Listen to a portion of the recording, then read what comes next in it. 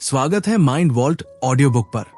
आज की कहानी किसी और की नहीं, शायद तुम्हारी और मेरी ही है।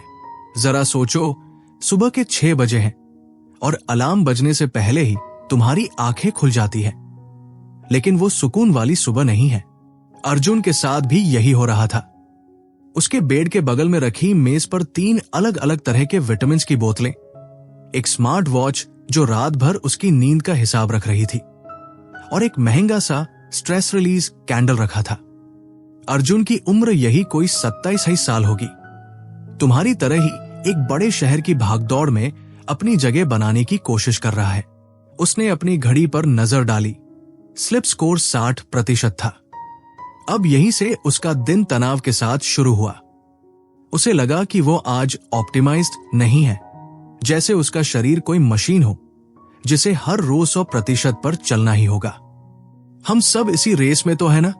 अर्जुन ने किचन में जाकर अपनी वो महंगी वाली जापानी मच्चा टी बनाई, जिसे पीते वक्त उसे स्वाद से ज्यादा इस बात की चिंता थी कि क्या ये उसके टॉक्सिन्स को सच में बाहर निकाल रही है। हम जिस दुनिया में रह रहे हैं वहां हमें ये सिखा दिया गया है कि वेलनेस एक ऐसी चीज है जिसे बाजार से खरीदा जा सकता है। एक खास तरह का पाउडर, एक महंगा योगा मैट या वो 15,000 का रिट्रीट। हमें लगता है कि अगर हम ये सब कर लेंगे तो हम हीलिंग की मंजिल तक पहुंच जाएंगे। लेकिन अर्जुन के अंदर एक अजीब सी खालीपन, एम्प्टीनेस थी। उसे लगता था कि वो जितनी ज्यादा कोशिश कर रहा है उतना ही खुद से दूर होता जा रहा है। उसे लगने लगा था कि शायद उसमें ही कोई कमी है। तभी उसकी नजर खिड़की के बाहर पड़ी। सामने वाले पुराने घर के बरामदे में कैरी बैठी थी। कैरी उसकी पड़ोसी थी, उम्र में उससे थोड़ी बड़ी, लेकिन उसके चेहरे पर वो शांति थी जो अर्जुन हजारों रुपए खर्च करके भी नहीं पा रहा था। कैरी वहां बैठकर बस अपनी चाय पी रही थी। कोई फोन नहीं, कोई स्मार्ट वॉच नहीं। अर्जुन को याद आया कि कल ही उसने एक आर्टिकल पढ़ा था जिसमें लिखा था कि सुबह उठते ही ब्लू लाइट से बचना चाहिए, और वो खुद पिछले 15 मिनट से अपने फोन पर अपनी वेलनेस ऐप के ग्राफ देख रहा था। उसे अपनी इस बेवकूफी पर थोड़ी हंसी भी आई और थोड़ा चिड़चिड़ापन भी हुआ। ये जो हम हर चीज को ठीक फिक्स करने की जिद पकड़ लेते हैं ना, यही शायद हमारी सबसे बड़ी बीमारी है। अर्जुन अपने काम के लिए तैयार होने लगा। उसका ऑफिस एक आलीशान कांच की बिल्डिंग में था, जहां हर कोने में सेल्फ केयर के पोस्टर लगे थे। काम का तनाव कम करें, मानसिक स्वास्थ्य का ध्यान रखें। पर हकीकत यह थी कि वही ऑफिस उसे हर रोज 10 घंटे काम करने पर मजबूर करता था। वो एक ऐसे साइकिल में फंसा था जहां पहले वो काम के दबाव में बीमार पड़ता और फिर उसी दबाव से बचने के लिए वेलनेस के महंगे सामान खरीदता। ये एक ऐसा बाजार है जो पहले हमें ये महसूस कराता है कि हम टूटे हुए ब्रोकन हैं, और फिर हमें ठीक करने का सामान बेचता है। अर्जुन ने लिफ्ट में लगे आईने में खुद को देखा। चेहरे पर थकान साफ थी, लेकिन उसने एक नकली मुस्कान पहनी और अपने डेस्क की तरफ बढ़ गया। दोपहर के लंच ब्रेक में वो अक्सर अपनी हेल्दी डाइट वाली सलाद खाता था, जो स्वाद में तो घास जैसी थी पर सोशल मीडिया पर फोटो डालने के लिए परफेक्ट थी। उसे महसूस हुआ कि उसकी पूरी जिंदगी एक दिखावा बनती जा रही है। हम सब एक ऐसे नॉर्मल की तलाश में हैं जो असल में मौजूद ही नहीं है। हमें बताया जाता है कि अगर हम पतले हैं, गोरे हैं और हमेशा खुश दिखते हैं तो ही हम स्वस्थ हैं। लेकिन कैरी ने एक बार उससे बातों में कहा था, अर्जुन, क्या तुम्हें नहीं लगता कि एक बीमार समाज में खुद को पूरी तरह फिट रखना ही अपने आप में एक बीमारी है? उस वक्त अर्जुन को यह बात समझ नहीं आई थी। उसे लगा था कि यह कोई फिलॉसफी वाली बात है। लेकिन आज अपने उस महंगे और बेस्वाद सलाद को देखते हुए उसे समझ आया कि वो वेलनेस नहीं बल्कि वेलनेस के भ्रम को जी रहा है। ऑफिस से घर लौटते वक्त मेट्रो में बहुत भीड़ थी। अर्जुन ने देखा कि उसके आसपास हर कोई थका हुआ था, परेशान था। कोई चिल्ला रहा था, कोई फोन में डूबा था। उसे अचानक ख्याल आया कि हम सब अपनी अपनी व्यक्तिगत इंडिविजुअल सेहत को ठीक करने में इतने व्यस्त हैं कि हम ये भूल ही गए हैं कि हम एक समाज का हिस्सा है। अगर मेट्रो का डिब्बा गर्म है तो सिर्फ अर्जुन के पंखा झलने से गर्मी कम नहीं होगी। सबको मिलकर उस सिस्टम को ठीक करना होगा। लेकिन हमें तो यही सिखाया गया है ना, अपना ख्याल रखो, खुद को डिटॉक्स करो। पर क्या हम सच में अकेले ही ठीक हो सकते हैं? अर्जुन को वो मिथ ऑफ सेपरेशन याद आने लगा। वो भ्रम कि हम दूसरों से अलग हैं। उसे लगा कि वो एक ऐसे टापू पर खड़ा है जहां उसने अपनी सेहत के लिए बहुत सारी सुख सुविधाएं तो जुटा ली है, लेकिन उसके आसपास का समंदर जहरीला होता जा रहा है। घर पहुंचकर उसने अपने जूते उतारे और बालकनी में बैठ गया। शाम की हल्की ठंडी हवा चल रही थी। उसने देखा कि केरी नीचे अपने छोटे से बगीचे में मिट्टी के साथ कुछ काम कर रही थी। उसके हाथ मिट्टी में सने थे और वो अपनी एक पड़ोसन से हंसकर बातें कर रही थी। वहां कोई परफेक्शन नहीं था, कोई इंस्टाग्राम फिल्टर नहीं था, बस एक जुड़ाव था। अर्जुन को महसूस हुआ कि उसकी वेलनेस की परिभाषा कितनी छोटी थी। उसने सोचा था कि योगासन सही कर लेने से या जूस पी लेने से सब ठीक हो जाएगा, लेकिन असल हीलिंग तो शायद उस जुड़ाव में थी जिसे वो खो चुका था। उसे याद आया कि कैसे वो बचपन में मिट्टी में खेलता था। तब उसे किसी डिटॉक्स की जरूरत नहीं पड़ती थी, क्योंकि तब वो अपनी दुनिया से अलग नहीं था, वो उसका हिस्सा था। आज उसके पास सबसे महंगा जिम मेंबरशिप है, लेकिन उसे अपने पड़ोसी का नाम तक नहीं पता। हम अपनी सीमाओं, बाउंड्रीज को इतना मजबूत कर लेते हैं कि सुकून के आने का रास्ता ही बंद हो जाता है। अर्जुन ने गहरी सांस ली। उसे लगा जैसे उसके अंदर का वो परफेक्शनिस्ट धीरे धीरे थक रहा है। वो थक गया है हर वक्त खुद को बेहतर बनाने की कोशिश से। क्या ऐसा नहीं हो सकता कि हम जैसे हैं वैसे ही खुद को स्वीकार कर लें? क्या हीलिंग का मतलब खुद को बदलना है या खुद को पाना है? उस रात अर्जुन ने अपनी स्मार्ट वॉच को दराज में रख दिया। उसने तय किया कि आज वो अपनी नींद को स्कोर नहीं देगा, बल्कि बस सोएगा। उसने लाइट बंद की और अंधेरे में लेटा रहा। उसे महसूस हुआ कि असली आजादी शायद किसी चीज को पाने में नहीं, बल्कि उन उम्मीदों को छोड़ने में है जो समाज ने उस पर थोपी है। अमेरिकन डिटॉक्स का मतलब सिर्फ शरीर से गंदगी निकालना नहीं है, बल्कि उस सोच को बाहर निकालना है जो हमें आपस में बांटती है और हमें हमेशा अधूरा महसूस कराती है। अर्जुन को धीरे धीरे नींद आने लगी और पहली बार उसे लगा कि शायद उसे किसी ऐप की जरूरत नहीं है ये बताने के लिए कि वो कैसा महसूस कर रहा है। वो बस महसूस कर रहा था, बिना किसी जजमेंट के, बिना किसी लेबल के। अगली सुबह जब उसकी आंख खुली तो धूप की एक किरण उसके कमरे में आ रही थी। उसने अलार्म नहीं लगाया था, फिर भी उसकी नींद समय पर खुली। उसने महसूस किया कि उसके सीने में वो भारीपन आज कम था। वो उठा और अपनी बालकनी की तरफ गया। सामने केरी अभी भी वहां नहीं थी, लेकिन उसके पौधों पर ओस की बूंदें चमक रही थी। अर्जुन को समझ आने लगा था कि हीलिंग कोई मंजिल नहीं है जहां पहुंचकर सब कुछ परफेक्ट हो जाएगा। ये तो एक सफर है, एक ऐसा सफर जहां हम खुद को और दूसरों को एक साथ स्वीकार करना सीखते हैं। उसे एहसास हुआ कि अब तक वो जिस वेलनेस के पीछे भाग रहा था, वो दरअसल एक भागदौड़ थी खुद से दूर जाने की। आज का दिन कुछ अलग होने वाला था।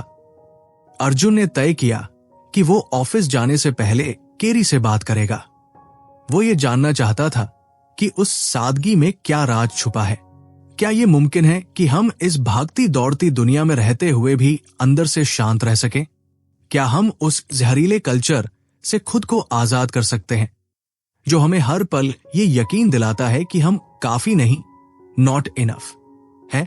अर्जुन ने मुस्कुराते हुए अपनी चप्पलें पहनी और नीचे की तरफ चल पड़ा। उसे लग रहा था कि उसने अपनी जिंदगी का पहला सच्चा डिटॉक्स शुरू कर दिया है। दिमाग की उन पुरानी आदतों को छोड़ने का डिटॉक्स। ये तो बस शुरुआत थी। अर्जुन को अभी बहुत कुछ अनलर्न करना था। उसे उन जंजीरों को पहचानना था जो उसके दिमाग ने खुद ही बना ली थी। लेकिन आज पहली बार उसे डर नहीं लग रहा था। उसे लग रहा था कि वो अकेला नहीं है, और यही तो सबसे बड़ी हीलिंग है, ये जान लेना कि हम इस लड़ाई में, इस सफर में अकेले नहीं हैं। अर्जुन जब नीचे पहुंचा तो केरी अपनी क्यारियों में कुछ बीज बो रही थी। सुबह की वो ताजा धूप उसके चेहरे पर एक अलग ही चमक ला रही थी। वो चमक नहीं जो महंगे फेशियल से आती है, बल्कि वो जो सुकून से आती है। अर्जुन थोड़ा झिझकते हुए उसके पास गया। उसने सोचा था कि वो कुछ गहरी बात करेगा, पर उसके मुंह से बस इतना निकला, केरी, क्या तुम्हें कभी थकान नहीं होती? मेरा मतलब है, तुम हमेशा इतनी ग्राउंडेड कैसे रहती हो? केरी ने मुस्कुराते हुए अपनी कुदाल नीचे रखी और जमीन पर ही बैठ गई। उसने अर्जुन को भी बैठने का इशारा किया। थकान तो सबको होती है अर्जुन, पर हम उस थकान के साथ करते क्या है? सारा खेल वही है। तुम अपनी घड़ी में थकान का डेटा ढूंढते हो, और मैं उसे महसूस करती हूं। अर्जुन को थोड़ा अजीब लगा। वो जमीन पर बैठने से कतरा रहा था। उसके मन में तुरंत ख्याल आया कि उसके महंगे ट्राउजर्स गंदे हो जाएंगे। पर फिर उसने सोचा, क्या वाक मिट्टी इतनी बुरी है? बैठते ही उसे मिट्टी की वो सोंधी खुशबू आई जिसे वो सालों पहले भूल चुका था। केरी ने कहना शुरू किया, पता है अर्जुन, हम एक ऐसे समाज में रहते हैं जिसने नॉर्मल होने की एक बहुत ही अजीब परिभाषा बना दी है। हमें सिखाया गया है कि अगर हम बीमार हैं या दुखी हैं या हमें गुस्सा आ रहा है तो हमें ठीक फिक्स होने की जरूरत है, जैसे हम कोई खराब मशीन हो। हम इसे हेल्थ केयर कहते हैं, पर असल में ये सिक केयर है। ये सिस्टम हमें स्वस्थ बनाना ही नहीं चाहता। ये बस हमें इतना ठीक रखना चाहता है कि हम अगले दिन फिर से काम पर जा सकें और उपभोग कंजम्पशन कर सकें। अर्जुन उसकी बातों को सुन रहा था और उसके दिमाग में अपने ऑफिस की वो वेलनेस वर्कशॉप्स घूमने लगी। उसे याद आया कि कैसे एक बार उसे बताया गया था कि अगर उसे तनाव महसूस हो रहा है तो उसे बस ब्रीदिंग एक्सरसाइज करनी चाहिए। किसी ने ये नहीं पूछा कि तनाव क्यों है। क्या वो काम के बोझ की वजह से है या उस अकेलेपन की वजह से जो इस शहर की ऊंची इमारतों में छुपा है? केरी ने उसकी आंखों में देखते हुए कहा, जब हम अपनी बीमारी या अपने दर्द को सिर्फ एक समस्या की तरह देखते हैं जिसे हटाना है, तो हम खुद को अपनी असलियत से काट देते हैं। हीलिंग का मतलब खुद को फिर से पुराने जैसा बनाना नहीं है, बल्कि उस सच्चाई को स्वीकार करना है कि हम क्यों टूटे हुए महसूस कर रहे हैं। अर्जुन ने महसूस किया कि उसे बचपन से ही यही सिखाया गया था कि सेहत एक इनाम, रिवॉर्ड है जो मेहनत से मिलता है। अगर तुम जिम नहीं जा रहे, अगर तुम सही डाइट नहीं ले रहे, तो तुम आलसी हो। सेहत को एक नैतिक जिम्मेदारी, मॉरल इंपरेटिव बना दिया गया है। केरी ने उसे बताया कि कैसे ये सोच हमें दूसरों से अलग कर देती है। जब हम सोचते हैं कि मेरी सेहत मेरी अपनी मेहनत का नतीजा है, तो हम उन लोगों को नीची नजरों से देखने लगते हैं जो बीमार हैं। हमें लगता है कि उन्होंने शायद सही चुनाव नहीं किए होंगे, पर हम ये भूल जाते हैं कि हर किसी के पास वो संसाधन, रिसोर्सेज नहीं होते जो तुम्हारे पास है। वेलनेस आज के दौर में एक प्रिविलेज बन गया है, एक ऐसी चीज जो सिर्फ वो खरीद सकते हैं जिनके पास पैसा है। ये बात अर्जुन के दिल पर लगी। उसने कभी सोचा ही नहीं था कि उसके ऑर्गेनिक जूस और योगा रिट्रीट के पीछे एक पूरी व्यवस्था, सिस्टम काम कर रही है जो अमीरों और गरीबों के बीच की खाई को और गहरा करती है। उसे अपने उन दोस्तों की याद आई जो छोटे कमरों में रहते थे, जिनके पास न तो ताजा हवा थी और न ही ताजा खाना खरीदने के पैसे। क्या वे कभी वेलनेस का अनुभव नहीं कर पाएंगे? क्या उनकी अस्वस्थता उनकी अपनी गलती है? केरी ने मिट्टी को सहलाते हुए कहा, अर्जुन, ये जमीन जिस पर हम बैठे हैं, ये भी कभी बहुत कुछ सह चुकी है। इसे छीना गया, इसे जहरीला बनाया गया, पर फिर भी ये हमें पाल रही है। हमारे शरीर भी बिल्कुल ऐसे ही है। हमारे अंदर सिर्फ हमारा अपना तनाव नहीं है, बल्कि हमारे पूर्वजों का संघर्ष, हमारे समाज का जहर और इस दुनिया की कड़वाहट भी है। असली डिटॉक्स तब शुरू होता है जब हम इस पृथकता के भ्रम, मिथ ऑफ सेपरेशन को तोड़ते हैं। हम अकेले हील नहीं हो सकते जब तक मेरे आसपास का इंसान तड़प रहा है। मेरी वेलनेस अधूरी है। अर्जुन को पहली बार महसूस हुआ कि उसकी घबराहट और उसका एंजाइटी शायद सिर्फ उसके दिमाग की उपज नहीं थी। वो एक बड़े सिस्टम का हिस्सा थी। वो एक ऐसे समाज की आवाज थी जो अंदर से बीमार है। केरी की बातें उसे चुभ रही थी, पर एक सुकून भी दे रही थी। उसे समझ आ रहा था कि उसे खुद को परफेक्ट बनाने की जरूरत नहीं है। उसे बस इंसान बनने की जरूरत है। एक ऐसा इंसान जो अपने साथ साथ दूसरों के दर्द को भी महसूस कर सके। अचानक अर्जुन का फोन बजा। ऑफिस से ईमेल आया था। एक पल के लिए वो फिर से उसी पुराने चक्र में जाने लगा, लेकिन उसने फोन को चुपचाप जेब में रख दिया।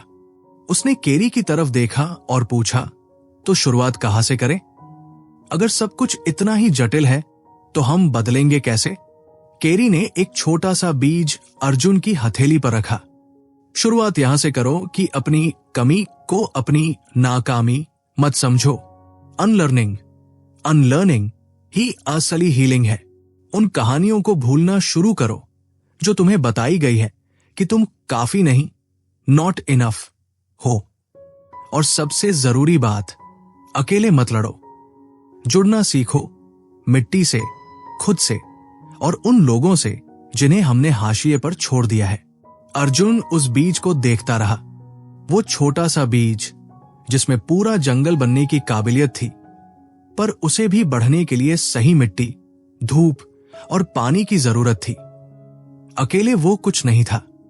उसे एहसास हुआ कि वो अब तक एक बंद डिब्बे में अपनी सेहत ढूंढ रहा था, जबकि असली सेहत तो खुली हवा में दूसरों के साथ हाथ बांटने में थी। उस दिन ऑफिस जाते वक्त उसने मेट्रो में लोगों को अलग नजरों से देखा। अब उसे गुस्सा नहीं आ रहा था कि कोई उसे धक्का दे रहा है, बल्कि उसे उन थके हुए चेहरों में अपनी ही परछाई दिखने लगी। उसने महसूस किया कि यहां हर कोई एक ऐसी जंग लड़ रहा है जिसके नियम ही गलत बनाए गए हैं। हम सब एक ऐसे चूहे की तरह दौड़ रहे हैं जिसे लगता है कि अगर वो तेज दौड़ेगा तो पिंजरा खत्म हो जाएगा, पर हकीकत में दौड़ उसे और थका रही थी। अर्जुन के मन में एक नया सवाल उठा, क्या ये वेलनेस की इंडस्ट्री सच में हमारे लिए है या ये सिर्फ मुनाफे के लिए है? उसे याद आया कि कैसे हर महीने उसकी सैलरी का एक बड़ा हिस्सा उन सप्लीमेंट्स और मेंबरशिप्स में चला जाता था जो उसे खुश रखने का वादा करते थे। पर क्या वह कभी खुश हुआ? क्या वह कभी शांत हुआ? केरी ने उसे जो आईना दिखाया था उसमें उसे अपना ही अक्स साफ दिखने लगा था। वो उस क्रेजी कल्चर का हिस्सा था जो पहले घाव देता है और फिर पट्टी बेचता है। शाम को घर लौटते वक्त उसने तय किया कि वो आज जिम नहीं जाएगा। वो बस पार्क में जाकर बैठेगा और लोगों को देखेगा। वो ये समझने की कोशिश करेगा कि सामुदायिक स्वास्थ्य, कम्युनिटी वेलनेस का मतलब क्या होता है। उसने देखा कि कुछ बुजुर्ग एक बेंच पर बैठकर हंस रहे थे। उनके पास कोई फिटनेस ट्रैकर नहीं था, पर उनकी हंसी में जो ताकत थी वो अर्जुन के किसी भी वर्कआउट से कहीं ज्यादा गहरी थी। उसे एहसास हुआ कि हम अपनी जड़ों से कट चुके हैं। हमने सेल्फ को इतना बड़ा बना लिया है कि वी कहीं खो गया है। और जब तक ये मैं और मेरा का डिटॉक्स नहीं होगा, तब तक कोई भी ग्रीन स्मूदी काम नहीं आने वाली। अर्जुन ने अपनी आंखें बंद की और गहरी सांस ली। उसे महसूस हुआ कि हवा में अभी भी वही मिट्टी की खुशबू थी जो सुबह केरी के बगीचे में थी। उसने धीरे से कहा, मैं तैयार हूं। ये सफर लंबा था और अर्जुन जानता था कि एक दिन में कुछ नहीं बदलेगा, लेकिन आज उसने कम से कम उस मिथ को पहचान लिया था जिसने उसे जकड़ रखा था। वो उस कैद से बाहर निकलने का पहला कदम बढ़ा चुका था और सबसे बड़ी बात, उसने ये मान लिया था कि वो अधूरा है, वो परफेक्ट नहीं है और ये बिल्कुल ठीक है। माइंड वॉल्ट ऑडियो बुक पर यह कहानी जारी रहेगी, जहां अर्जुन अब अपने जीवन के उन पहलुओं को खंगालेगा जिन्हें उसने कभी छुआ भी नहीं था। क्या वह उस समाज के ढांचे को चुनौती दे पाएगा जो उसे हमेशा कम महसूस कराता है? क्या वह जान पाएगा कि असली न्याय और असली सेहत एक ही सिक्के के दो पहलू हैं? ये तो बस एक नई शुरुआत थी। अगली सुबह जब अर्जुन ऑफिस के लिए तैयार हो रहा था, तो उसकी नजर ड्रेसिंग टेबल पर रखी उन तमाम क्रीम्स और लोशंस पर पड़ी जो दावा करते थे कि वे उसे फ्रेश और जवान रखेंगे। उसने अपनी उंगलियों से अपने चेहरे को छुआ। आंखों के नीचे हल्के काले घेरे थे जो शायद रातों की उस अधूरी नींद की निशानी थे जिसे वो अपनी स्मार्ट वॉच से ट्रैक करने की कोशिश कर रहा था। उसे केरी की कल वाली बात याद आई, अनलर्निंग। हम जिस समाज में रहते हैं वो हमें लगातार ये महसूस कराता है कि हम काफी नहीं, नॉट इनफ है। हमारे शरीर, हमारी त्वचा, हमारी हंसी, यहां तक कि हमारी शांति भी किसी बाजारू प्रोडक्ट की मोहताज बना दी गई है। अर्जुन को याद आया कि पिछले महीने उसने एक डिटॉक्स प्रोग्राम पर हजारों रुपए खर्च किए थे, सिर्फ इसलिए क्योंकि एक इन्फ्लुएंसर ने कहा था कि बिना इसके शरीर के टॉक्सिन्स बाहर नहीं निकलते। ये वेलनेस नहीं था, ये तो एक तरह की सजा थी जो वो खुद को दे रहा था ताकि वो उस परफेक्ट इमेज के करीब पहुंच सके जो विज्ञापनों में दिखाई जाती है। ऑफिस पहुंचते ही अर्जुन का सामना परफेक्शन की उसी दीवार से हुआ। मीटिंग रूम में बैठा हर इंसान ऐसा लग रहा था मानो उसने अपनी भावनाओं को कहीं बाहर दराज में बंद कर दिया हो। उनके चेहरे पर एक एफिशिएंसी की पॉलिश थी। अर्जुन के बॉस ने स्क्रीन पर एक नया चार्ट दिखाया, ऑप्टिमाइजेशन।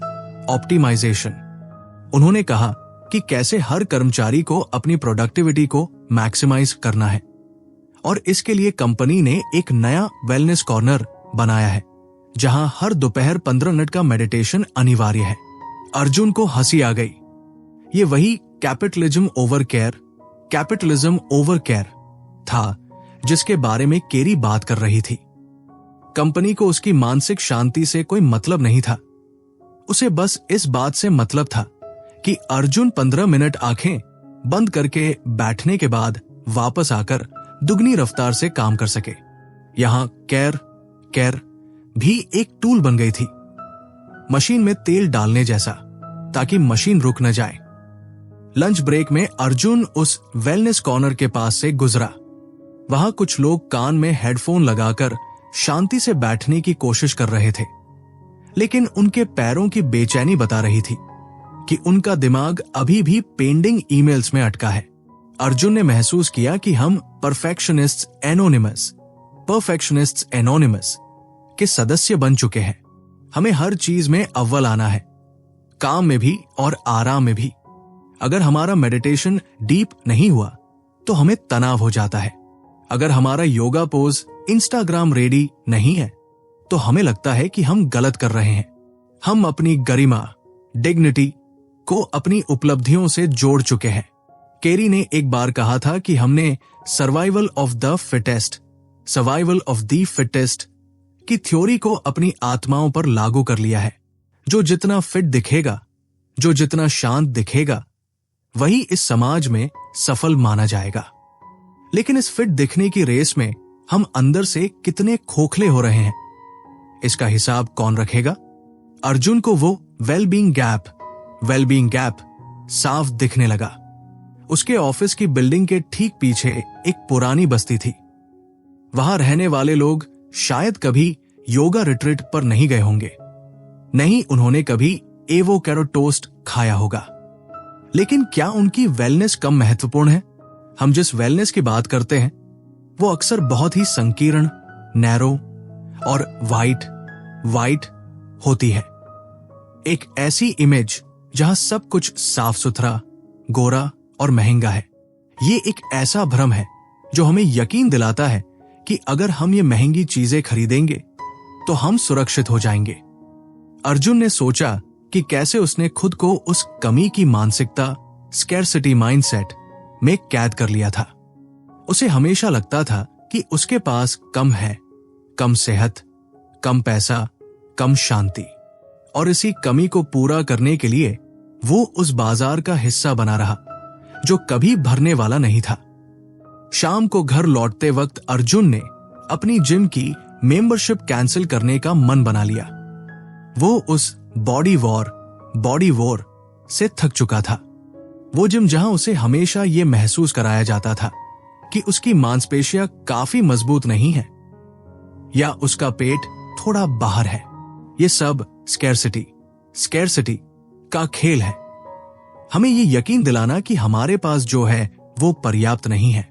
अर्जुन ने मेट्रो की खिड़की से बाहर देखते हुए सोचा कि असली डिटॉक्स तो शायद इन विचारों से आजादी पाना है। उसे याद आया कि केरी के बगीचे में जो पौधे थे वे कोई एक जैसे नहीं थे। कोई टेढ़ा था, किसी के पत्ते थोड़े सूखे थे, पर वे सब मिलकर एक सुंदर दृश्य बना रहे थे। वहां कोई परफेक्ट होने की होड़ नहीं थी। सब अपनी असलियत में मौजूद थे। जब वो घर पहुंचा तो उसने देखा कि उसकी मेज पर रखे सप्लीमेंट्स की बोतलों का ढेर उसे चिढ़ा रहा था। उसने उन सबको एक डिब्बे में डाल दिया। उसे महसूस हुआ कि वो अपनी हेल्थ को एक नैतिक जिम्मेदारी, मॉरल इंपरेटिव मान बैठा था। उसे लगता था कि अगर वो बीमार पड़ता है तो ये उसकी अपनी नाकामी है। हम बीमारों को दोषी समझने लगते हैं, जैसे उन्होंने सही चुनाव नहीं किए। ये कितनी बड़ी विडंबना है कि हम एक ऐसे समाज में रहते हैं जो हमें बीमार करने वाले हालात पैदा करता है। प्रदूषण, मिलावट, काम का दबाव, अकेलापन, और फिर हमसे उम्मीद करता है कि हम अपनी इच्छा शक्ति, विल पावर से पूरी तरह स्वस्थ रहें। अर्जुन ने लंबी सांस ली और अपनी बालकनी की कुर्सी पर बैठ गया। आज उसने कोई म्यूजिक नहीं लगाया, कोई पॉडकास्ट नहीं सुना। वो बस बैठा रहा। उसे अपने शरीर के भारीपन का एहसास हुआ। उसकी पीठ में हल्का दर्द था और उसके मन में ढेरों अधूरी बातें थी। उसने उन सबको आने दिया। उसने खुद से कहा, आज मैं थका हुआ हूं और ये ठीक है। आज मैं परफेक्ट नहीं हूं और ये भी ठीक है। उसे एहसास हुआ कि डिग्निटी का मतलब ये नहीं है कि आप कभी नहीं टूटेंगे, बल्कि ये है कि टूटने के बाद भी आप अपनी कीमत जानते हैं। हम अपनी अपूर्णता, इम्परफेक्शन में ही सबसे ज्यादा संपूर्ण, होल होते हैं। तभी उसे केरी की आवाज सुनाई दी। वो नीचे किसी बच्चे को कहानी सुना रही थी। अर्जुन ने ध्यान से सुना। केरी कह रही थी, बेटा, असली ताकत इसमें नहीं है कि तुम कितने ऊंचे कूद सकते हो, बल्कि इसमें है कि जब तुम गिरो तो तुम कितनी कोमलता से खुद को संभाल सकते हो।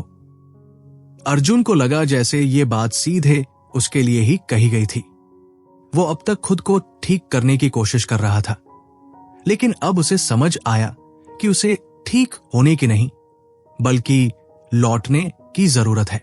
अपने उस हिस्से की तरफ लौटने की जो किसी भी बाजार या किसी भी प्रोडक्ट के आने से पहले ही पूर्ण था। उस रात अर्जुन को नींद नहीं आई, पर उसे बेचैनी भी नहीं हुई। वो बस जागता रहा और उन पुरानी आदतों को अपनी आंखों के सामने गुजरते हुए देखता रहा। उसे महसूस हुआ कि अनलर्निंग की प्रक्रिया शुरू हो चुकी है। वो उस माइथिक नॉर्म को चुनौती दे रहा था जो समाज ने उसके सामने खड़ा किया था। उसने महसूस किया कि असली आजादी तब मिलती है जब आप दूसरों की नजरों से खुद को देखना बंद कर देते हैं। वो उस कैपिटलिज्म ओवर केयर के चंगुल से धीरे धीरे बाहर आ रहा था। उसके पास अब कोई वेलनेस प्लान नहीं था, पर उसके पास एक उम्मीद थी, खुद को फिर से पहचानने की उम्मीद। माइंड वॉल्ट ऑडियो बुक पर अर्जुन का ये सफर अभी और गहरा होने वाला है। अगले भाग में हम देखेंगे कि कैसे अर्जुन अपने सेल्फ के दायरे से बाहर निकलकर दूसरों के साथ जुड़ने की कोशिश करता है। क्या वह उस सोशल आइसोलेशन को तोड़ पाएगा जिसने उसे इतने सालों से घेर रखा था? क्या वह जान पाएगा कि हम अकेले कभी पूरी तरह स्वस्थ नहीं हो सकते? ये एक ऐसी यात्रा है जहां हर कदम एक नई सच्चाई को उजागर करता है। अगले कुछ दिन अर्जुन के लिए एक अजीब सी कशमकश भरे थे। उसने महसूस किया कि वो अब तक सेल्फ केयर के नाम पर जो कुछ भी कर रहा था वो उसे और भी ज्यादा अकेला बना रहा था। रविवार की दोपहर थी। अर्जुन अपने पसंदीदा कैफे में बैठा था। उसके हाथ में एक किताब थी, पर उसका ध्यान सामने वाली टेबल पर बैठे एक कपल पर था। वे दोनों साथ थे, पर दोनों के हाथ में सोन थे। वे शायद एक दूसरे के साथ होने का दिखावा तो कर रहे थे, पर असल में वे मीलों दूर थे। अर्जुन को लगा, यही तो है हमारा कल्ट ऑफ इंडिविजुअलिज्म, जहां हम एक ही कमरे में होते हुए भी अलग अलग टापुओं पर जी रहे हैं। हमें बचपन से सिखाया गया है कि अपनी तरक्की खुद करो, अपने पैरों पर खड़े हो जाओ, अपनी सेहत का ख्याल खुद रखो। लेकिन किसी ने यह नहीं सिखाया कि जब हम सिर्फ मैं में सिमट जाते हैं तो हमारा सेल्फ एक बोझ बन जाता है। अर्जुन ने कैशे की खिड़की से बाहर देखा। भीड़ थी, शोर था, पर हर चेहरा एक अदृश्य दीवार के पीछे छुपा था। उसे केरी की बात याद आई कि कैसे हमने अपनी खुशियों को एक निजी संपत्ति, प्राइवेट प्रॉपर्टी बना लिया है। हम सोचते हैं कि अगर मेरा घर साफ है, मेरी डाइट सही है और मेरा बैंक बैलेंस अच्छा है तो मैं ठीक हूं। पर क्या हम वाकई ठीक हो सकते हैं जब हमारे आसपास की दुनिया बिखर रही हो? कैफे से बाहर निकलते वक्त अर्जुन की नजर अपने अपार्टमेंट के सिक्योरिटी गार्ड राम सिन्हा पर पड़ी। राम सिंह पिछले कई दिनों से थोड़े सुस्त लग रहे थे। आज वे अपनी कुर्सी पर बैठे बैठे हल्का सा कराह रहे थे। अर्जुन हमेशा उन्हें गुड मॉर्निंग कहकर निकल जाता था, पर आज वह रुका। उसने देखा कि राम सिंह की आंखें लाल थी। अर्जुन ने पास जाकर पूछा, राम सिंह जी, सब ठीक तो है? राम सिंह ने एक फीकी मुस्कान के साथ कहा, हाँ भैया, बस थोड़ा बदन टूट रहा है। शहर की गर्मी और रात की ड्यूटी, शायद उम्र का असर है। अर्जुन का पुराना वेलनेस वाला दिमाग तुरंत सक्रिय हो गया। उसने सोचा, इन्हें विटामिन की गोली बता देता हूं या इन्हें सजेस्ट करता हूं कि सुबह प्राणायाम करें। लेकिन तभी उसे केरी का चेहरा याद आया।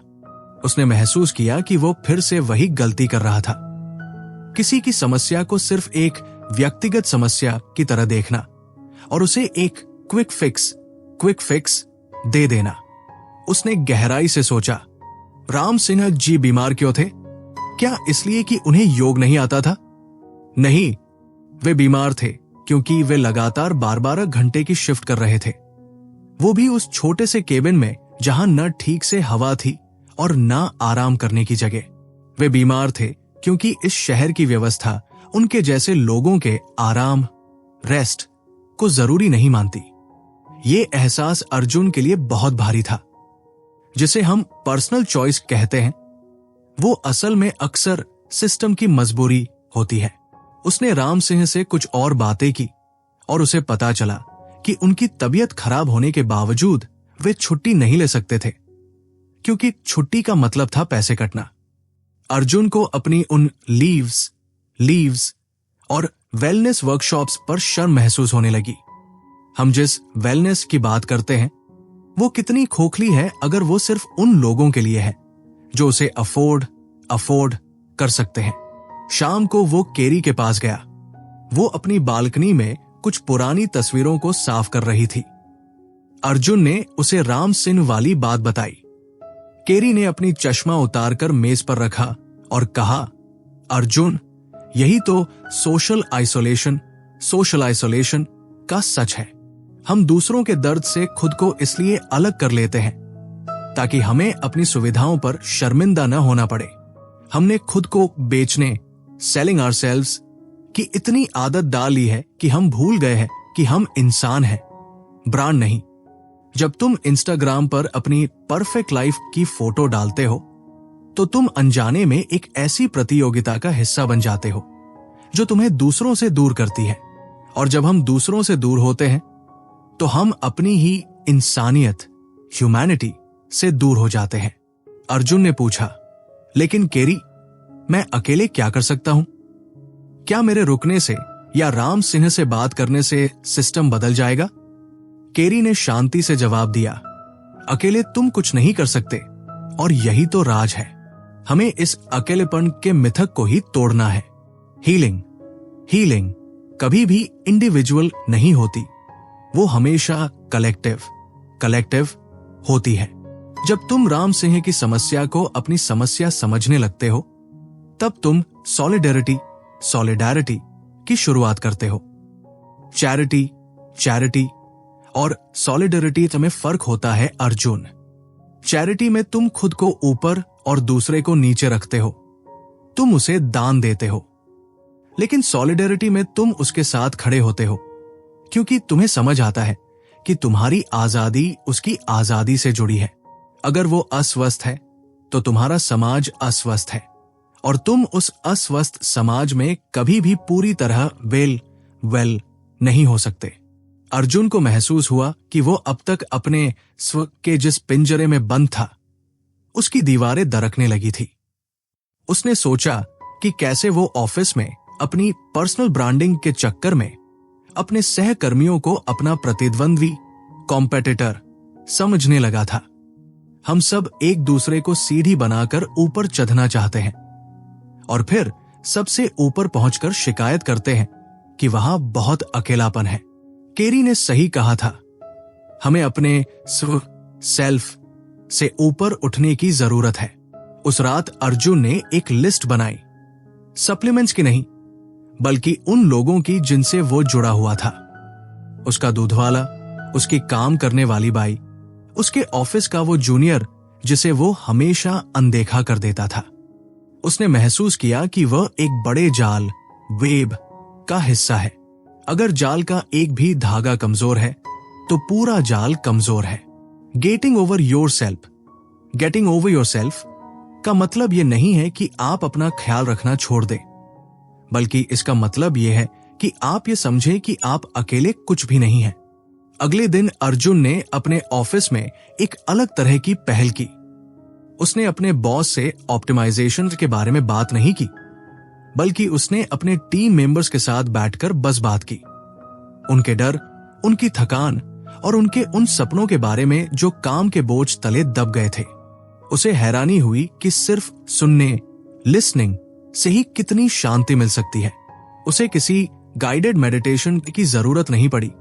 उस बातचीत के बाद उसके मन का भारीपन अपने आप कम हो गया था। यह था finding ourselves through each other का पहला अनुभव। अर्जुन को अब समझ आ रहा था कि क्यों उसे अपनी योगा क्लास में वो सुकून नहीं मिलता था जो उसे अब मिल रहा था। योगा क्लास में वो खुद को परफेक्ट बनाने की कोशिश कर रहा था, लेकिन यहां वो खुद को जोड़ने की कोशिश कर रहा था। जुड़ाव, कनेक्शन ही वो दवा है जिसे बाजार कभी नहीं बेच पाएगा, क्योंकि जुड़ाव मुफ्त है, पर यह आपसे आपका अहंकार, ईगो मांगता है। शाम को लौटते वक्त उसने राम सिंह के लिए गर्म चाय ली और उनके पास थोड़ी देर बैठा। उन्होंने कोई बड़ी बात नहीं की, बस मौसम और गांव की बातें की। पर उस आधे घंटे में अर्जुन को लगा कि उसका ब्लड प्रेशर और उसकी धड़कनें उतनी ही सामान्य थी जितनी किसी महंगे रिट्रीट में होती है। उसने महसूस किया कि वो अब अपनी वेलनेस को किसी दुकान से नहीं खरीद रहा था, बल्कि वो उसे अपने रिश्तों और अपनी संवेदनाओं, एम्पैथी में बुन रहा था। लेकिन एक सवाल अभी भी उसके मन में था, ये दुनिया इतनी पक्षपाती, बियास्ड क्यों है? क्यों कुछ लोगों को वेलनेस थाली में परोस कर दी जाती है और कुछ को उसकी हवा तक नहीं लगती? केरी ने व्हाइट वेलनेस या एलिट वेलनेस की जो बात की थी वो अर्जुन के मन में घर कर गई थी। उसे लगा कि अब उसे उस गहराई में उतरना होगा जहां सेहत और इंसाफ, जस्टिस एक दूसरे से मिलते हैं। जैसे जैसे दिन ढल रहा था, अर्जुन को लगा कि वो अब पहले वाला अर्जुन नहीं रहा जो अपनी स्मार्ट वॉच के स्कोर से अपनी जिंदगी नापता था। वो अब एक ऐसा इंसान बन रहा था जो अपनी धड़कनों को दूसरों के दुखों और खुशियों के साथ तालमेल में महसूस कर सकता था। यह रास्ता कठिन था क्योंकि इसमें खुद को भूलकर दूसरों को याद रखना था, पर इसी रास्ते में उसे वो सुकून दिख रहा था जिसकी उसे बरसों से तलाश थी। माइंड वॉल्ट ऑडियो बुक पर अर्जुन की ये यात्रा एक नए मोड़ पर खड़ी है। अगले भाग में हम देखेंगे कि कैसे अर्जुन उस विशेषाधिकार प्रिविलेज को पहचानता है जिसे वो अब तक अपनी किस्मत समझता था। क्या वो उस गहरे सच को स्वीकार कर पाएगा कि उसकी सेहत और समाज की न्याय व्यवस्था आपस में कैसे गुंथी हुई है? असली डिटॉक्स तो अभी शुरू होना बाकी था। उस दिन शाम को अर्जुन एक बहुत ही आलीशान होटल के हॉल में खड़ा था। उसके एक पुराने दोस्त ने उसे अपनी नई वेलनेस स्टार्टअप की लॉन्च पार्टी में बुलाया था। चारों तरफ जगमगाती रोशनियां थी। हवा में महंगे इत्र और एसेंशियल ऑयल्स की खुशबू घुली थी। लोग हाथ में वाइन के गिलास लिए माइंडफुलनेस और इनर पीस पर चर्चा कर रहे थे। अर्जुन को याद आया कि कुछ महीने पहले तक वह भी इसी भीड़ का हिस्सा बनने के लिए तरसता था।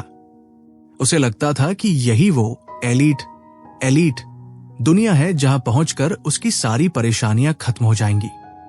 पर आज उसे वहां दम घुटता हुआ महसूस हो रहा था। हॉल के बीचों बीच एक बड़े पर्दे पर आइडियल वेलनेस की तस्वीरें चल रही थी। नीली आंखों वाली एक लड़की पहाड़ों की चोटी पर योग कर रही थी। एक गोरा सा आदमी सफेद रेत पर ध्यान लगा रहा था।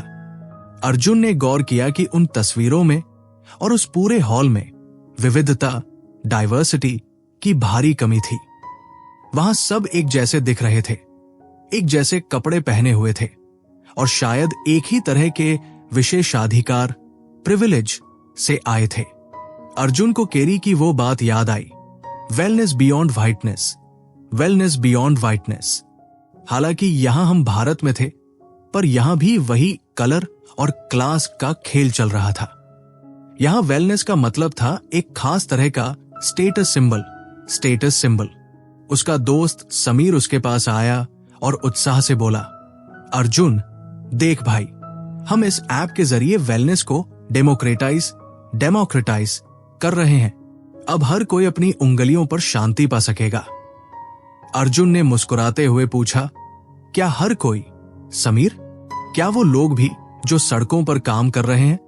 क्या वो भी जो तुम्हारे इस होटल के बाहर कचरा उठा रहे हैं? क्या उनके पास ये महंगा सब्सक्रिप्शन खरीदने के पैसे और स्मार्टफोन चलाने का समय है? समीर की मुस्कान थोड़ी फीकी पड़ गई। उसने इसे मजाक में टालते हुए कहा, यार तू तो बहुत सीरियस हो गया है। वो लोग, उनकी दुनिया अलग है। हम यहां उन लोगों की बात कर रहे हैं जो तनाव में हैं। यही तो वो हिंसा, वायलेंस थी जिसे अर्जुन अब साफ देख पा रहा था। खामोशी की हिंसा, दी वायलेंस ऑफ साइलेंस। हम जब अपनी शांति की तलाश में दूसरों के संघर्षों को अनदेखा कर देते हैं, तो हम अनजाने में उस सिस्टम को और मजबूत कर रहे होते हैं जो भेदभाव पैदा करता है। अर्जुन को समझ आया कि जिसे वो स्पिरिचुअल पीस समझ रहा था, वो असल में स्पिरिचुअल बाईपासिंग थी। यानी अपनी आंतरिक दुनिया में इतना डूब जाना कि बाहर की नाइंसाफी दिखे ही ना। केरी ने उसे बताया था कि अगर तुम्हारी हीलिंग तुम्हें दूसरों की तकलीफों के प्रति और भी ज्यादा संवेदनशील नहीं बना रही है, तो वो हीलिंग नहीं बल्कि एक तरह का एस्केपिज्म यानी पलायन है। अर्जुन वहां से जल्दी निकल आया। वो घर नहीं गया, बल्कि सड़क के किनारे एक बेंच पर बैठ गया। उसे लगा कि वो अब तक एक ऐसे मास्टर्स हाउस में रहने की कोशिश कर रहा था जिसके औजारों से कभी भी सच्ची आजादी नहीं मिल सकती। हमें सिखाया जाता है कि अगर हम सिस्टम के नियमों से खेलेंगे तो हम जीत जाएंगे, पर सच्चाई ये है कि वो नियम ही हमें गुलाम बनाए रखने के लिए बने हैं। अर्जुन ने अपनी बंद मुट्ठियों को देखा। उसके पास जो विशेषाधिकार थे, अच्छी शिक्षा, अच्छी नौकरी, एक घर, क्या उसने कभी सोचा था कि ये सब उसे दूसरों से अलग करने वाली दीवारें भी बन सकते हैं? अगले दिन उसने केरी से पूछा, केरी, मुझे अपने इस विशेषाधिकार से डर लगने लगा है। मुझे लगता है कि मैं उस जहरीले कल्चर का हिस्सा हूं जिसने इतने लोगों को हाशिए पर धकेल दिया है। मैं इस चुप्पी को कैसे तोड़ूं? केरी ने उसे एक बहुत पुरानी कहानी सुनाई जो उसके पूर्वजों से जुड़ी थी। उसने कहा, अर्जुन, खामोशी अक्सर सुरक्षित लगती है। जब हम गलत होते हुए देखते हैं और कुछ नहीं कहते तो हमें लगता है कि हम अपनी शांति बचा रहे हैं, पर वो शांति झूठी होती है। वो शांति हमारे शरीर के अंदर जहर की तरह जमा होने लगती है। जब तक तुम उस सच्चाई को ज़बान नहीं दोगे जिसे तुम्हारा दिल देख रहा है, तब तक तुम कभी भी संपूर्ण होल महसूस नहीं करोगे। सच्ची वेलनेस का मतलब सिर्फ योग करना नहीं है, बल्कि उस अन्याय के खिलाफ खड़ा होना भी है जो दूसरों की सेहत छीन रहा है। वेल मीनिंग होना काफी नहीं है, तुम्हें वेल डूइंग की तरफ बढ़ना होगा। अर्जुन को अपनी ऑफिस की वो मीटिंग याद आई जहां उसकी एक जूनियर कलीग को सिर्फ इसलिए नीचा दिखाया गया था क्योंकि उसका बोलने का लहजा थोड़ा देसी था। उस वक्त अर्जुन चुप रहा था क्योंकि वो विवाद नहीं चाहता था। उसे लगा था कि वो माइंडफुल हो रहा है, पर आज उसे एहसास हुआ कि वो चुप्पी कायरता थी, शांति नहीं। उसने महसूस किया कि असली डिटॉक्स तो अपने डर का डिटॉक्स है, उस डर का जो हमें अपनी आवाज उठाने से रोकता है। उसने केरी से पूछा, पर क्या इससे मेरी निजी शांति भंग नहीं होगी? केरी हंसी और बोली, शांति कोई ऐसी चीज नहीं है जिसे तुम कांच के बर्तन में बंद करके रख सको। शांति तो एक बहती हुई नदी है। जब तुम अन्याय के खिलाफ बोलते हो तो शुरुआत में हलचल होती है, लहरें उठती है, पर उसके बाद जो स्पष्टता, क्लैरिटी आती है वो किसी भी ध्यान, मेडिटेशन से कहीं ज्यादा गहरी होती है। तुम तब खुद से और अपनी आत्मा से जुड़ते हो। कलेक्टिव लिबरेशन का मतलब यही है। जब तक हम सब आजाद नहीं हैं, तब तक कोई भी आजाद नहीं है। जब तक समाज में सबके लिए न्याय नहीं है, तब तक तुम्हारी व्यक्तिगत सेहत एक महल के अंदर कैद उस राजकुमार जैसी है जो बाहर की दुनिया से डरता है। अर्जुन को अब हेल्थ और जस्टिस का रिश्ता समझ आने लगा था। वो देख पा रहा था कि कैसे प्रदूषण, खराब खानपान और बेरोजगारी का सबसे ज्यादा असर उन्हीं लोगों पर पड़ता है जिनके पास बोलने की आवाज नहीं है। और जो लोग वेलनेस के नाम पर लाखों कमा रहे हैं, वे अक्सर इन मुद्दों पर चुप रहते हैं क्योंकि चुप्पी में मुनाफा है। अर्जुन ने तय किया कि वो अब और चुप नहीं रहेगा। वो अपनी पहचान को सिर्फ एक कंज्यूमर तक सीमित नहीं रखेगा, बल्कि एक नागरिक, सिटीजन और एक इंसान की तरह जिएगा।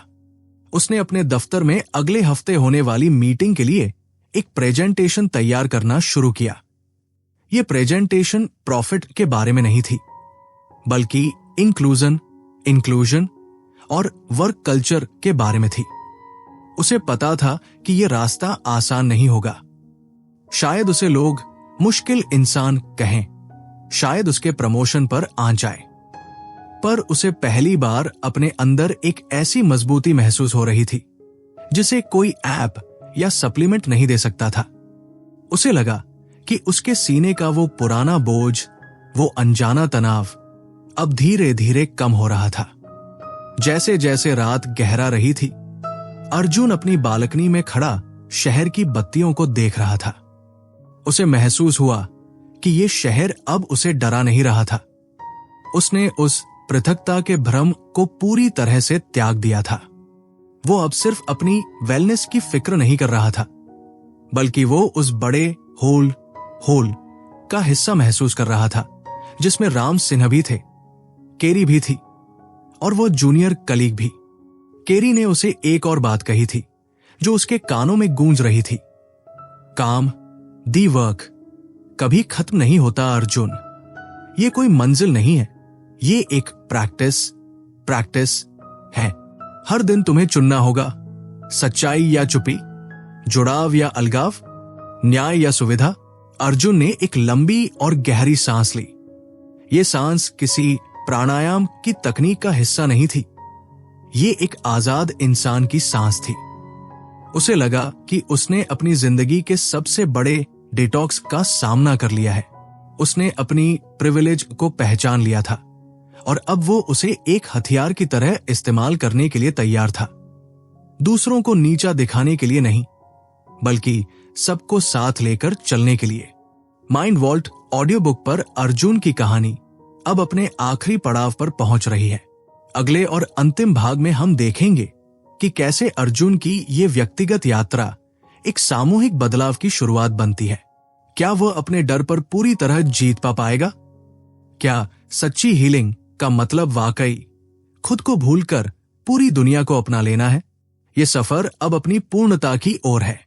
सोमवार की सुबह थी और अर्जुन के दफ्तर का वही कांच वाला बड़ा कॉन्फ्रेंस हॉल आज उसे कुछ अलग लग रहा था।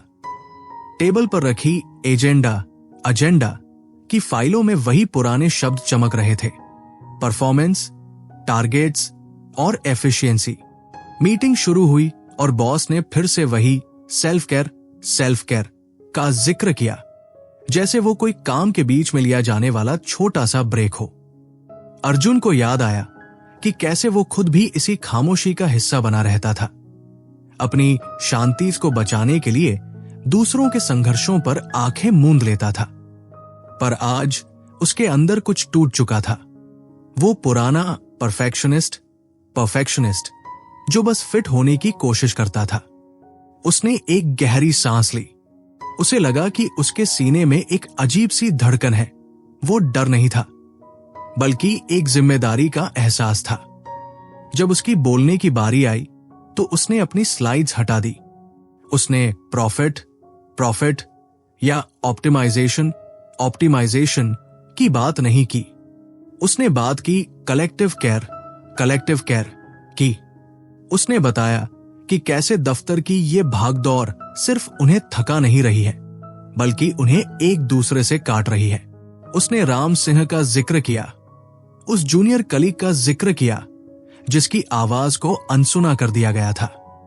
हॉल में सन्नाटा छा गया था। अर्जुन को लगा कि शायद उसने अपने करियर का अंत कर लिया है, पर हैरानी की बात यह थी कि उस सन्नाटे में उसे कोई घबराहट नहीं हुई।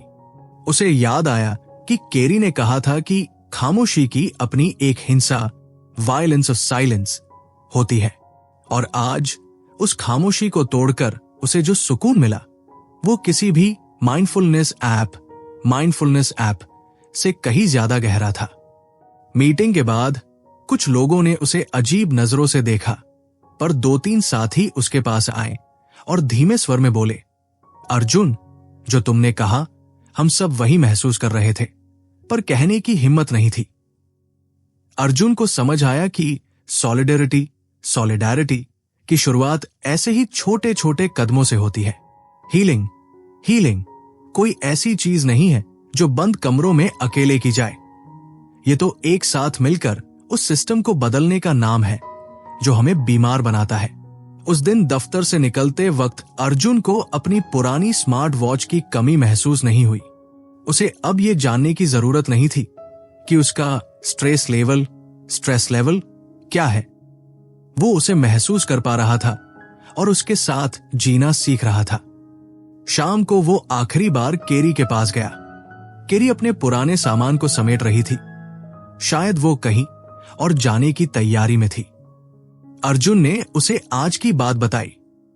केरी ने एक पुरानी लकड़ी की बेंच की तरफ इशारा किया और दोनों वहां बैठ गए। सूरज डूब रहा था और उसकी लालिमा पूरे शहर पर एक मखमली चादर की तरह फैल रही थी।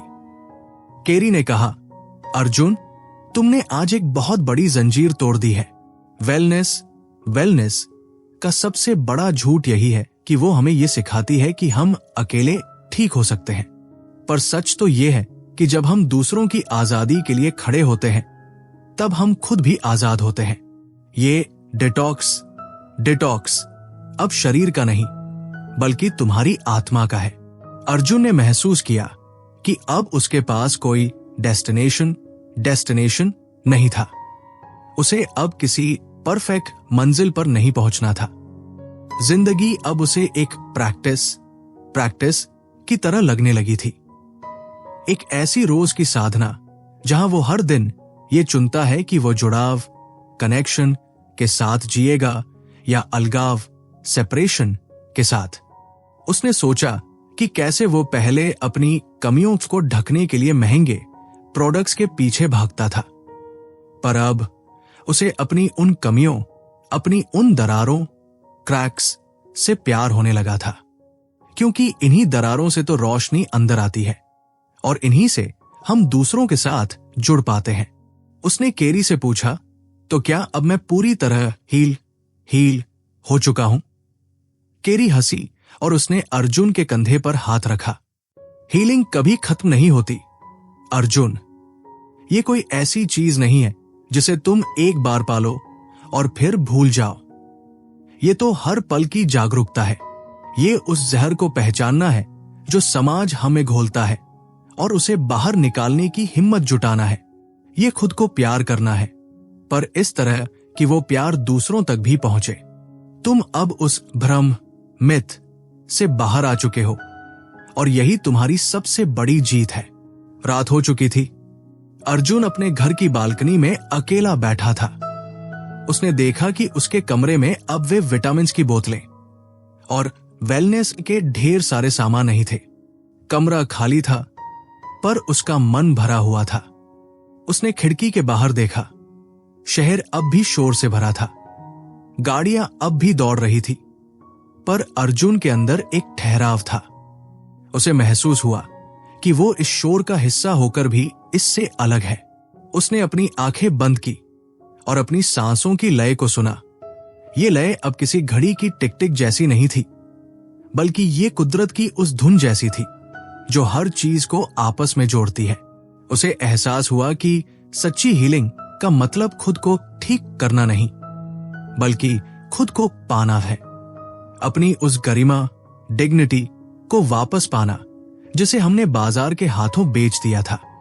वो अब अमेरिकन डिटॉक्स के उस मायाजाल से बाहर था जो कहता है कि तुम सिर्फ तभी कीमती हो जब तुम फिट और प्रोडक्टिव हो।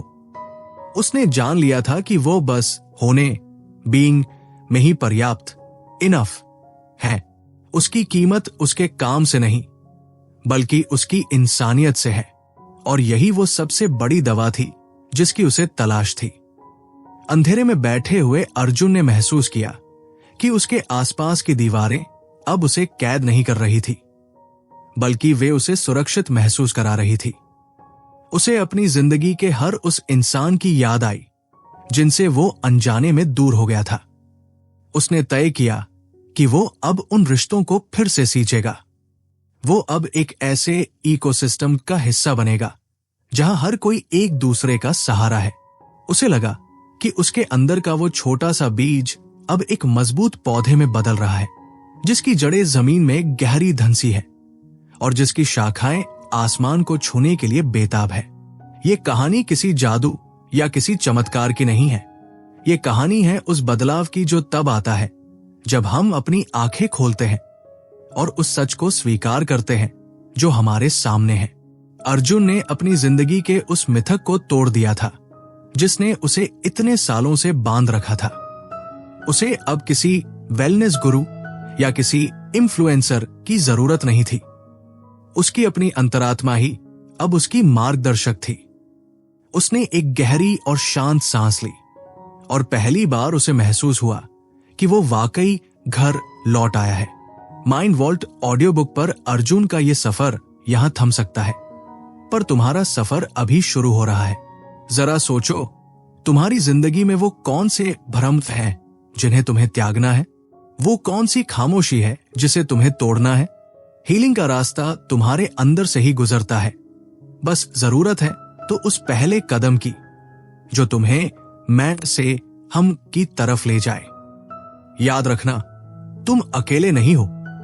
हम सब एक ही धागे से बंधे हैं और जब एक हील होता है तो पूरी कायनात में उसकी गूंज सुनाई देती है। इसी शांत और गहरी सोच के साथ आज की ये कहानी यही विराम लेती है। माइंड वॉल्ट ऑडियो बुक सुनने के लिए तुम्हारा बहुत बहुत शुक्रिया।